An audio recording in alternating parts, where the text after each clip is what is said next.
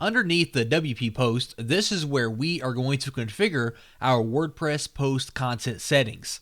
So when the plugin goes out and it grabs a video and it comes back and it posts it on your blog, the plugin needs to know what the title should be of that post, what the description should be, what tags they should use, the status, and the category. So from here, we are going to create a template for the plugin to use when that happens.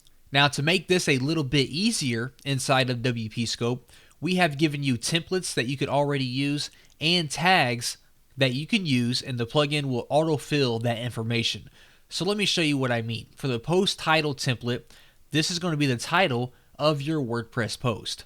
Now, if we mouse over the question mark here, you can see that we can use tags, and we have a list of suggestions that we could use for our title. So first, let's go ahead and see what types of tags we can use. So I'm going to click here. It's going to scroll down and it's going to show me all the different tags that we can use. So for example, if I put the name tag here, it's going to automatically replace that tag with the name of the Periscope user that we just got that video from. If I put the screen name tag, it's going to autofill that with the username of that Periscope user, and then so forth. You can browse through here and you can see all the different tags that you can use as a placeholder, and the plugin will automatically fill that in with the proper text. So that's pretty cool, right? If I scroll back to the top here and we click on some different title suggestions, we can see that we have some examples here, like putting location on the map, and it's going to replace that location with the location of that Periscope user.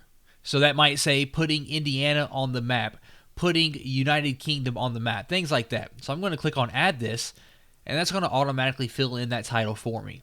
Now, same thing for the post description. We have the different tags that you can use, and we also have some templates that we suggest that you can use as well. So here we have 4 different templates that you can use, and you can read through here, see what information they contain, and decide to use one as is, or you could choose to use one and then go inside and edit it a little bit. So I'm going to click on add this, and then like I said, you can come in here, you can make some changes, you can add some more tags if you want, but for now I'm going to leave it just like it is.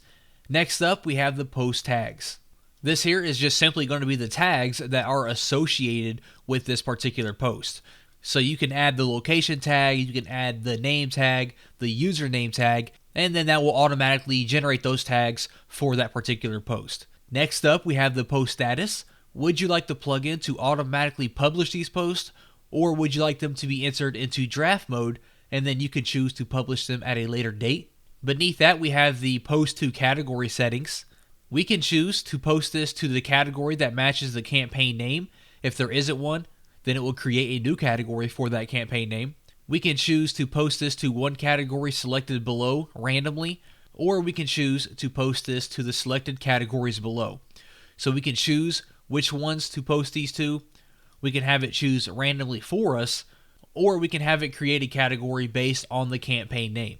Last but not least, would we like to credit the user? We can checkmark this, and it will credit the user with a link back to their Twitter account. Checkmark that if you would like to do that, and leave it uncheckmarked if you would not like to do that. Once you have all these settings configured the way that you would like, just go ahead and scroll to the bottom and click on Next.